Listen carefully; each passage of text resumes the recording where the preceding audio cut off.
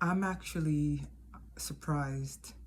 I am surprised at some of the people who we choose to listen to because I actually find their messaging a little bit dangerous, a little bit condescending, a little unrealistic. So when someone gets on and they're like, if you don't get up at 3 in the morning, if you don't get up at 4 in the morning, you don't want it.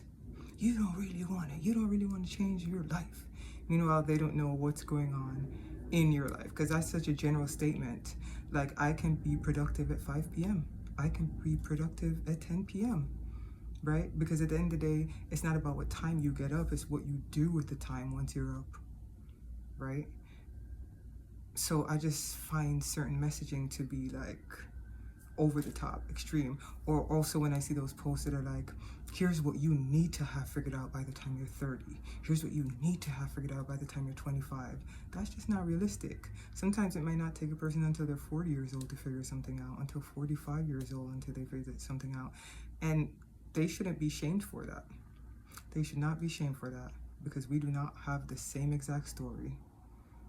You might have been in a family or situation where you had access to tutors or a certain lifestyle or the best schools. Someone else might have not had access to that. They might have been in a really dysfunctional situation and they finally like scrawled and crawled and scraped and got their way to a certain level, and now they're learning certain things. Like, certain people were taught financial literacy at a really young age.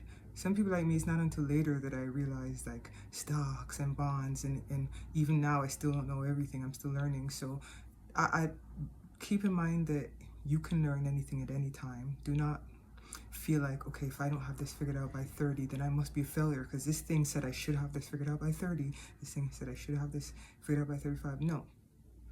As long as you keep being curious and you keep being open to learning, that's what matters. We are not all running the same race at the same pace. I say that all the time.